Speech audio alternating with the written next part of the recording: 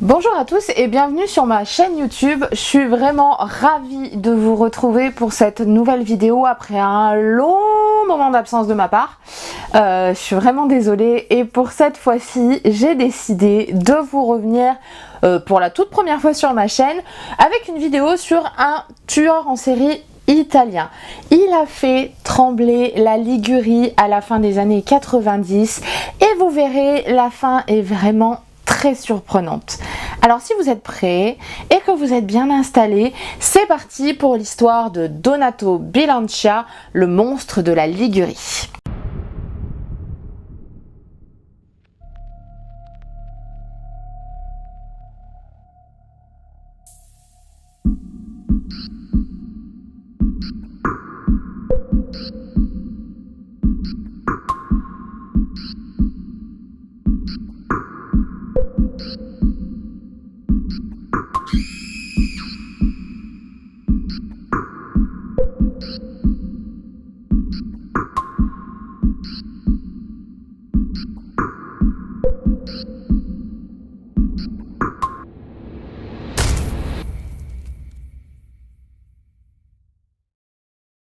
Donato Bilancia est né le 10 juillet 1951 à Potenza, dans la région de la Basilicate, en Italie méridionale. Il est né d'un père qui était employé à l'INAM, donc c'est la sécurité sociale de l'époque en Italie, et d'une mère qui est mère au foyer. Il est le second fils de ses parents qui ont déjà eu un précédent enfant, Michele, qui a 8 mois de plus que Donato. En 1954, la famille déménage tout d'abord à Asti, puis à Genova, où Donato va entrer en école élémentaire. À la maison, clairement, les relations ne sont pas très bonnes, surtout avec le père de famille qui bat régulièrement ses fils pour le moindre petit problème. Et c'est globalement à cette période-là que Donato va commencer à développer des troubles psychologiques, en particulier une énurésie. Et clairement, à ce sujet-là, les parents de Donato, c'est pas vraiment les plus compréhensifs, on va pas se mentir. Au lieu de chercher d'où vient le problème, ils exposent sur leur balcon le matelas mouillé à la vue d'absolument tous leurs voisins. Clairement, il y a des parents, la parentalité c'est pas fait pour eux. À ce sujet, Donato disait: parfois, je me réveillais la nuit parce que je réalisais que j'avais fait pipi dans le lit. Alors j'essayais de le sécher avec la chaleur du corps afin que le matin, ma mère ne procède pas à l'exposition du matelas aux voisins. Et ce sera clairement pas la pire des humiliations qu'il va vivre, puisque en séjour chez sa tante, au moment justement du coucher, cette dernière va prétexter vouloir l'aider à se déshabiller et elle va en réalité lui retirer son slip devant tous ses cousins, exposant ainsi ses parties intimes qui à l'époque étaient sous-développées. À ce moment, je suis recroquevillée sur moi-même, tombant à genoux sur le lit, mort de honte. Ça m'a traumatisée pour le reste de ma vie. À son arrivée au collège, il va commencer à voler en compagnie d'autres petits copains d'école et il développe alors une véritable obsession pour l'argent. Il va voler de l'argent dans le portefeuille de son père qu'il va dépenser dans des prostituées et dans les jeux. À l'âge de 14 ans, il va demander à ce qu'on ne l'appelle plus Donato, mais Walter, et il parvient à cette époque à obtenir son brevet, alors au bout de la 3e fois, 2 échecs avant, et puis à s'inscrire au lycée avant de le quitter quelques mois plus tard pour commencer à travailler. Et des jobs, il va en faire plusieurs, il va être tantôt barman, tantôt mécanicien, parfois boulanger, parfois livreur, bref, il touche un peu à tout. À 16 ans, il commence à voler des voitures et il va se faire arrêter pour le vol d'une Alfa Romeo et la revente d'un autoradio. Comme il est encore mineur, il va être envoyé dans un établissement de rééducation, ce qui va pas vraiment l'aider parce que évidemment, il va y faire de mauvaises rencontres qui vont le faire basculer de plus en plus dans le crime. 2 ans plus tard, il va tenter de voler dans une église où il va ce coup-ci être arrêté et incarcéré. Et en prison, bien sûr, il va créer de nouveaux liens avec d'autres malfrats avec qui il va préméditer de nombreux mauvais coups qui vont l'amener à alterner de multiples fois entre prison et liberté. Pour la petite info, il sera même incarcéré pendant 2 ans en France. En 1984, il rencontre un voleur un peu chevronné qui va lui expliquer un petit peu toutes les ficelles de son métier, je mets des gros guillemets quand même, et il va alors réaliser plusieurs coups qui lui donneront globalement des finances qui sont inépuisables.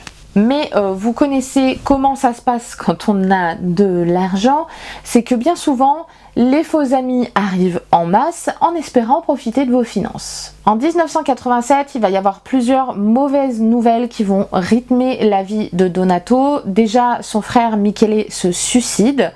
Lui-même, Donato, a un grave accident de la route dont il sort vraiment de justesse et le magasin qu'il avait acheté fait faillite.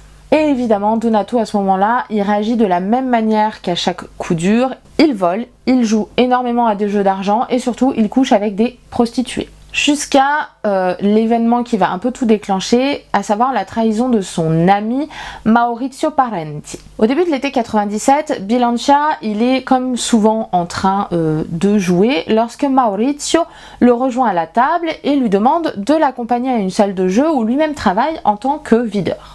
Bilancia va s'exécuter, il va suivre son ami, il va alors essayer du coup quelques jeux, il va gagner pas mal d'argent avant d'en perdre clairement tout autant, mais ça le dérange pas tant que ça parce que bah voilà, là il se fait on va dire 500 millions de lire, donc ça fait 260 000 euros, c'est ça, qui partent en fumée, mais c'est pas grave en fait, parce que comme il a l'habitude de faire passer entre ses mains des milliards avec ses vols, il se dit que au pire, il récupérera là-dessus. Et c'est en surprenant Maurizio en pleine discussion avec le patron du casino où il joue, qui s'appelle Giorgio Centenaro, qu'il va découvrir en fait le poteau rose.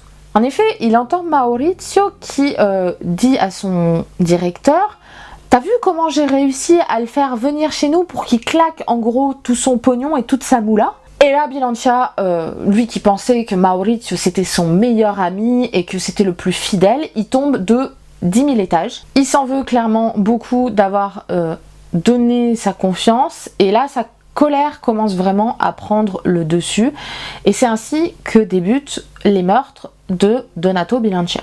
Le 14 octobre 1997, il va relever le numéro de la plaque d'immatriculation de Centenaro avant de se rendre à l'ACI. L'ACI, c'est le club automobile en Italie, pour en fait obtenir son adresse postale grâce à sa plaque d'immatriculation et se rendre chez lui où il va attendre son retour. À 4h du matin, Giorgio Centenaro, il se gare, il se dirige vers sa porte d'entrée. À ce moment-là, Donato l'interpelle, il va le forcer à ouvrir la porte et il va pénétrer avec lui à l'intérieur de sa maison. Il va à ce moment-là lui demander de se déshabiller en veillant quand même, faut pas déconner, à garder ses sous-vêtements. Et puis il va l'attacher avec du scotch et il va lui couvrir le nez et la bouche avec ses mains pour l'étouffer. Il va s'en suivre clairement des longues minutes de torture pour Centenaro qui vont finir par de nombreux coups dans les testicules de la part de Bilancia pour s'assurer que il est bien mort.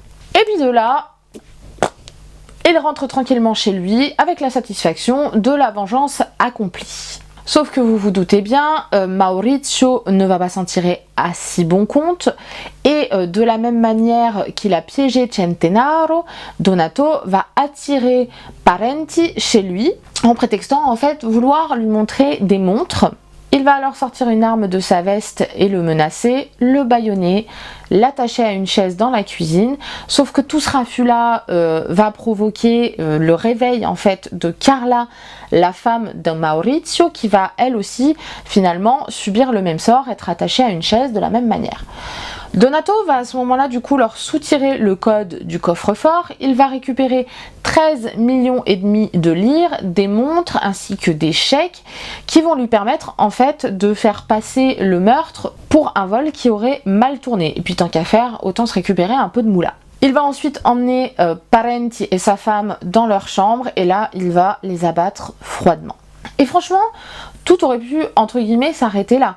Sauf que l'appel du sang est bien plus fort et Bilancia va recommencer de nombreuses fois, faisant de lui le tueur le plus prolifique d'Italie. Il tue d'abord Bruno Solari et sa femme Maria Luigia Pitto le 2 octobre 1997, après avoir fait semblant d'avoir un recommandé à leur remettre. Donc il va pénétrer dans leur domicile en leur expliquant qu'il ne s'agit que d'un vol et qu'il ne va rien leur arriver, sauf que Maria Luigia, elle hurle, et Bilancia, il n'a pas d'autre choix que de la tuer pour la faire taire, et du coup d'en faire de même avec Bruno pour ne pas laisser de traces.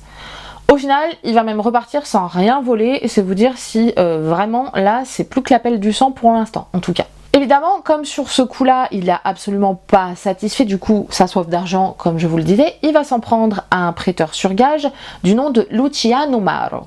Il va le suivre discrètement pour trouver en fait le moment opportun pour l'attaquer et il va profiter en fait du fait qu'il sorte ses poubelles pour passer la porte blindée qui a été laissée entrouverte et à ce moment-là il va utiliser encore une fois le même modus operandi que pour ses précédents meurtres et il va repartir avec 45 millions de lire, donc ça fait un peu plus de 23 000 euros. Pour le meurtre suivant, il change de manière de procéder puisqu'il s'attaque en janvier 98 à Giangiorno Canu, qui est un veilleur de nuit, qui lui a clairement rien fait, hein, mais qui sort de son immeuble malheureusement et qui n'a pas de bol parce qu'à la sortie de l'ascenseur, Donato va complètement l'abattre pour lui voler son portefeuille, il va le vider et puis après il va le jeter. Sa victime suivante, elle est totalement différente des précédentes et le mobile de l'argent va globalement peu à peu s'effacer pour céder la place à l'envie pure de tuer.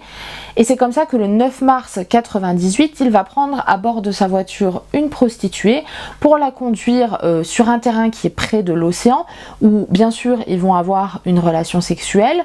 Et puis une fois ces petites affaires faites, il va lui demander gentiment d'admirer le panorama et en fait il va l'étouffer avec un sac plastique parce qu'il ne veut pas qu'elle voie sa plaque d'immatriculation et que donc elle puisse l'identifier. Et puis histoire de bien finir tout ça, il va lui tirer une balle dans la tête et se débarrasser de son corps. Et à partir de là, son rythme de meurtre ne va faire que s'accélérer avec 9 meurtres en seulement 2 mois. Alors tout d'abord, il va y avoir celui de Ludmila Zubkova qui est une prostituée qu'il fait monter dans sa voiture en lui faisant miroiter 1 million de lire pour une passe et à qui il va tirer dans le cou après avoir globalement fait ses affaires le 17 mars 98. Et puis le 24 mars, avec le meurtre cette fois-ci de 2 hommes du nom de Candido Rondo et Massimiliano Gualillo, ainsi que d'un jeune garçon qui aurait voulu se cacher en fait de l'attaque dans les buissons. L'objectif pour ce meurtre-là de Bilancia, c'était de cibler plutôt le patron de Candido et de Massimiliano, qui était un transsexuel du nom de John Zambiano, aka Giulio Castro, qui lui par contre va s'en sortir en se battant contre lui et malgré les 3 balles que Bilancia va essayer de lui tirer dans le dos. Et du coup John, ou Julie, comme vous voulez, bref, va le dénoncer évidemment à la police et va pouvoir en donner une description, ce qui va donner un portrait robot. En s'enfuyant du lieu de son crime, Bilancia il va voler une Opel Kadett avec laquelle il va prendre une prostituée nigériane du nom de Terry Asodo et après avoir eu des rapports avec elle évidemment, il va la jeter en dehors de la voiture et va tenter de l'abattre, sauf que Terry évidemment elle va essayer de s'enfuir, mais en vain, il va la rattraper, lui tirer dessus et lui assonner un coup à la tête pour l'achever. Quelques jours plus tard, il va découvrir dans un journal une publicité pour un spot de prostituée en Sicile, dans le journal. Assez caché, hein, je vous dis pas qu'il s'agit de vraies pubs prostitution, etc. C'est bien planqué, mais enfin, faut pas être la flèche la plus aiguisée du carquois pour comprendre qu'on parle de prostituée. Et donc il va décider d'aller étudier le terrain là-bas avant de passer à l'action. Et à sa seconde venue, il va mettre en joue Luisa Ciminelli qui l'implore de lui laisser la vie parce qu'elle a un fils. Et à ce moment-là, Donato, pour la première fois depuis très très longtemps, va ressentir de l'empathie et va la laisser partir. Et ça c'est sa deuxième erreur parce qu'il va laisser de nouveau un témoin qui pourrait potentiellement le reconnaître. Et là, clairement, les jours avant son arrestation sont comptés, hein. Faut pas se leurrer, 2 personnes qui sont capables de le reconnaître, c'est déjà beaucoup trop. Et malgré tout, ça va pas le freiner, puisque le 12 avril, il va monter à bord d'un train pour Venise, où il va remarquer Elisabetta Zoppetti, une jeune femme assez jolie et célibataire. Il attend à ce moment-là que cette dernière, en fait, se rende aux toilettes. Il va ouvrir la porte avec une clé, et puis il va lui mettre sa veste sur la tête et lui tirer une balle. Il récupère bien sûr son billet de train parce que lui il en avait pas, hein. Voilà. Il attend 20 minutes dans les toilettes avec le cadavre jusqu'à l'arrivée du train à Voghera où il descend et puis il prend un nouveau train en direction de Genova. Et clairement, après le meurtre d'Elisabeth, la population est très inquiète parce que globalement, ça veut dire que tout le monde peut être la cible du tueur de la Ligurie. Le 13 avril, donc vraiment le lendemain, il s'en prend à Mema Valbonne, 22 ans, une prostituée albanaise. Et puis le 18 avril, là ce coup-ci, il tue Mariangela Rubino dans le train Genova Ventimiglia et va en fait se masturber pour la première fois à côté du cadavre avant de descendre à Borghera pour retourner en taxi à San Remo où se trouve sa voiture. La dernière victime de Bilancia, ce sera un homme du nom de Giuseppe Miletto, qui est un employé en fait de station-service qui va refuser de lui faire crédit pour son essence, et donc Donato va s'énerver, va le menacer, il va récupérer l'argent de la caisse, la recette du jour, soit environ 1000 €, et puis il va lui l'abattre en fait tout simplement en pleine tête avant d'aller jouer l'argent qu'il a volé dans un casino de San Remo. Ce qui va finalement perdre Bilancia, ce sont les amendes déjà sur la Mercedes. Tout d'abord parce qu'en fait le transfert de propriétaire n'avait pas été fait, ce qui fait qu'en fait toutes les amendes ont été envoyées à l'ancien propriétaire du véhicule. Et le problème, c'est que toutes ces amendes sont surtout données, oui, on va dire ça comme ça, sur les lieux à chaque fois des crimes du tueur de la Ligurie. Et là, les policiers vont commencer à faire le rapprochement. Et puis le 6 mai 98, il y a des traces de salive qui vont être prélevées sur une tasse utilisée dans un bar par Donato. Et forcément, une comparaison ADN va être faite avec les traces qui avaient été retrouvées à l'époque sur les lieux du meurtre d'Assodo. Et là, bingo, plus de doute possible, le tueur de la Ligurie, c'est Donato Walter Bilancia. La police va alors se rendre à son domicile et l'arrêter, et clairement, on va dire qu'il va pas lui falloir bien longtemps pour avouer ses crimes, y compris ceux pour lesquels il n'était même pas soupçonné. En fait, il explique que ce qui l'a poussé à tuer autant de monde, c'est initialement évidemment la trahison de son ami Maurizio, et puis il raconte en détail chacun de ses crimes aux enquêteurs. Il explique aussi que il comptait un jour s'arrêter pour laisser Gênes en paix, et qu'il pensait qu'en fait ça se finirait plutôt dans une fusillade ou par un suicide, en sachant que voilà, cette idée du suicide, c'est quelque chose qui tout au long de sa vie ne va finalement jamais le quitter.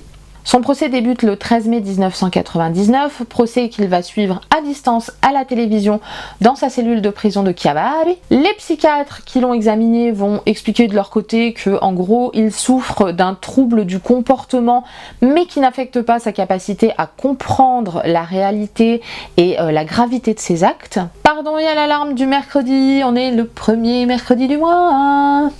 En vrai, je sais même pas si vous l'entendez. Moi je l'entends, mais je suis pas sûre que vous l'entendiez. Bref, ses avocats vont eux pointer une enfance évidemment difficile, la disparition de son frère, les divers accidents qu'il a eus qui ont globalement ruiné et son intégrité physique et son intégrité mentale. Et ça va pas du tout suffire à le faire innocenter, vous vous en doutez, parce que de toute façon il est dans la win. Et du coup, bien sûr, la Cour va le déclarer coupable et le condamner à 13 peines de prison à vie sans possibilité de libération conditionnelle.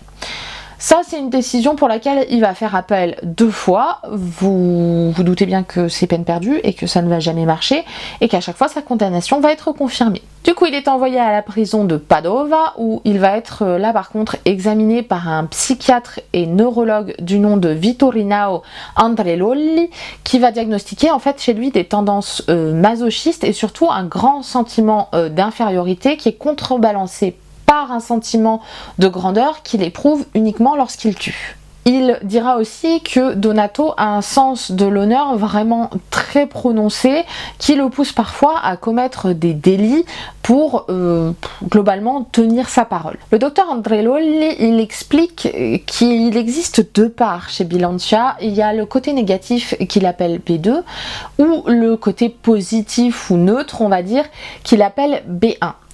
Et quand Donato subit un échec, ça l'amène finalement à choisir entre 2 parts, soit punir, soit se punir.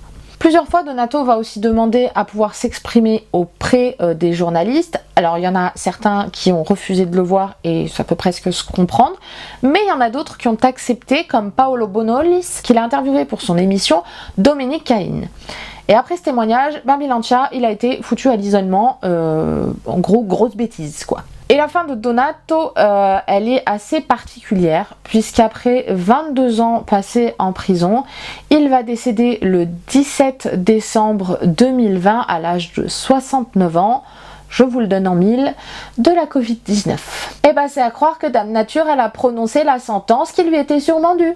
Bref, c'est ainsi globalement que se termine l'histoire du plus grand tueur en série d'Italie. J'espère vraiment que cette histoire vous aura plu. Moi je l'ai trouvée super intéressante, alors pas seulement parce que j'ai des racines en Italie et que j'aime beaucoup le pays, mais aussi parce que je trouve qu'on parle pas beaucoup de faits divers ou de tueurs en série italiens. Donc voilà, j'espère vraiment que ça vous aura intéressé. En tout cas, si c'est le cas, comme d'habitude, bah, je vous invite à me mettre un petit pouce bleu, un petit commentaire aussi pour me dire ce que vous en avez pensé et puis peut-être donner votre avis sur le sujet. Comme d'habitude aussi, je vous invite à vous abonner si c'est pas déjà fait, à activer la cloche des notifications pour ne rien louper des vidéos qui risquent d'arriver, pas tout de suite, mais des prochaines vidéos en tout cas. Je sais pas aussi si vous avez vu apparaître juste en dessous un petit icône Thanks. Alors ça je l'ai mis en place, mais c'est vraiment sans obligation complète, c'est juste pour soutenir la chaîne, me soutenir moi et puis faire en sorte que je fasse peut-être plus de vidéos. Ce sera plus simple, voilà, c'est pour me soutenir en gros si le cœur vous en dit, donc n'hésitez pas, mais bien sûr comme d'habitude aucune obligation à quoi que ce soit.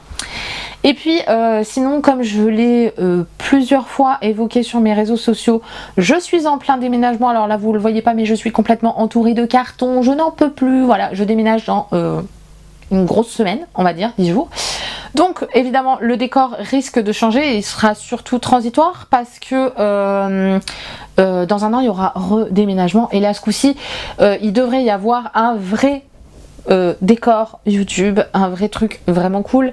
Bref, on devrait avoir un joli décor tout propre, je l'espère, et certainement plus de régularité sur les vidéos. Ça aussi, je croise les doigts. En tout cas, d'ici la prochaine vidéo, prenez soin de vous et surtout, n'oubliez pas que les psychopathes, il y en a à tous les coins de rue. Ciao!